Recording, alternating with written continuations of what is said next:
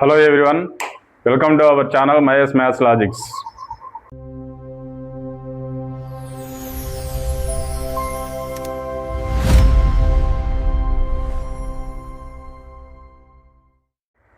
Hello everyone, welcome back to our channel Mahesh Maths Logics.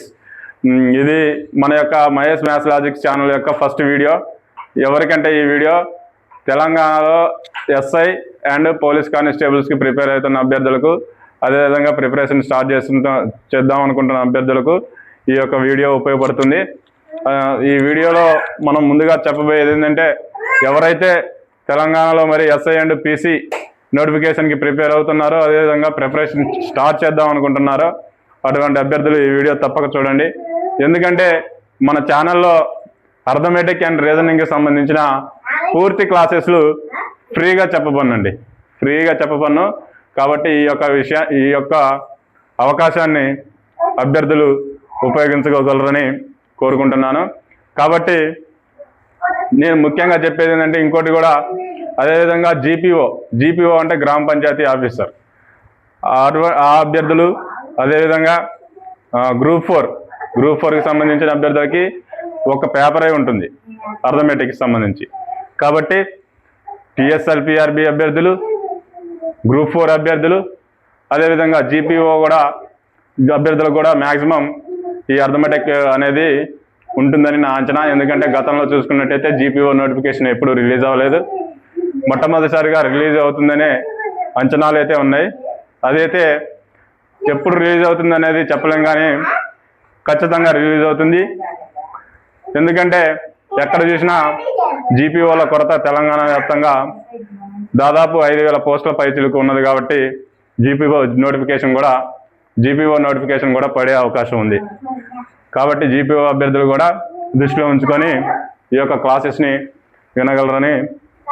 చూడగలరని కోరుకుంటున్నాను. అదేవిధంగా మన యొక్క క్లాసులో, అర్థమెటిక్ క్లాసులో మొట్టమొదటిగా చెప్పుకోబోయే చాప్టర్ ఏంటంటే పర్సంటేజెస్. మొట్టమొదటిసారిగా చెప్పుకోబోయే చాప్టర్ ఏంటంటే, ఫస్ట్ చాప్టర్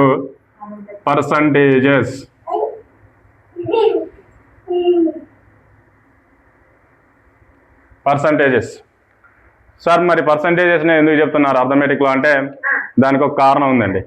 ఏంటంటే, ఆ కారణం ఏంటంటే, ఈ పర్సంటేజెస్ నేర్చుకొని ఉంటే మనం ఫర్దర్గా ముందుగా చేయబోయే చాప్టర్లు ఏంటంటే, ఇంకా సింపుల్ ఇంట్రెస్ట్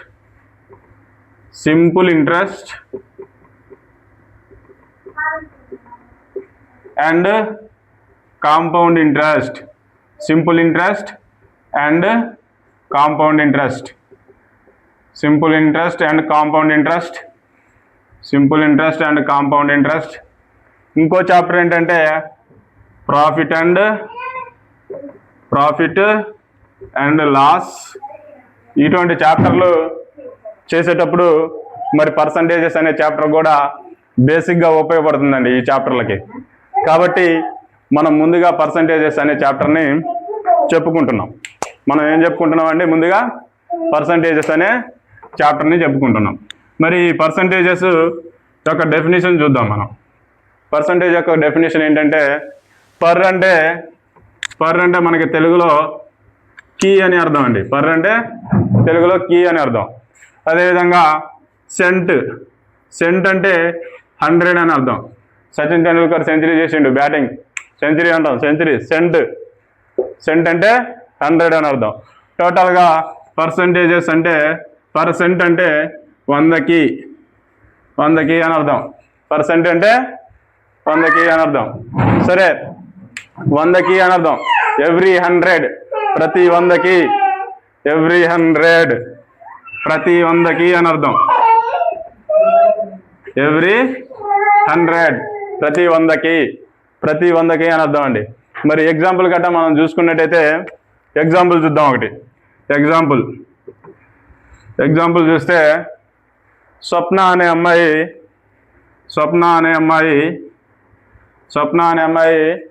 క్లాస్ 10 పరీక్షలు రాసిందండి.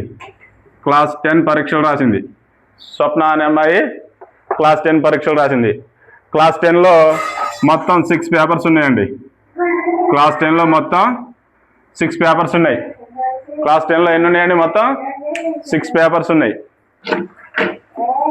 క్లాస్ 10లో 6 పేపర్స్ ఉన్నాయి. ఈ 6 పేపర్స్ గాను ఒక్కొక్క పేపర్ గాను 100 మార్క్స్ అండి. మొత్తం total 600 marks. 600 marks. Swapna 10th class 10 exams రాసింది. మొత్తం 6 పేపర్స్ ఉన్నాయి. క్లాస్ 10 ఎగ్జామ్స్ రాసింది. క్లాస్ 10 ఎగ్జామ్స్ రాసింది. మొత్తం 6 పేపర్స్కి each one paper having 100 marks. So total marks 600 marks అండి. సో 600 మార్క్స్ అయినప్పుడు స్వప్న గెయిన్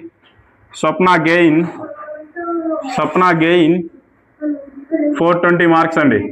స్వప్న గెయిన్ 420 మార్క్స్. స్వప్న అనే అమ్మాయి, the girl Swapna gains 420 marks out of 600. So out of 600 స్వప్న అనే అమ్మాయి 420 మార్క్స్కి 600 మార్క్స్కి 420 మార్క్స్ గెయిన్ చేసింది. మరి ఈ స్వప్న అనే అమ్మాయి ఎంత పర్సంటేజ్ పొందింది? క్లాస్ 10లో ఎంత పర్సంటేజ్ మార్కులు వచ్చినాయి చూడండి. యాక్చువల్గా మనకి పర్సంటేజ్ మీనింగ్ ఏంటండి? పర్సంటేజ్ మీనింగ్ ఈజ్ ఎవ్రీ 100 అంటే ప్రతి 100కి. సైలెన్స్. ఎవ్రీ 100 అంటే ఏంటండి? ప్రతి 100కి.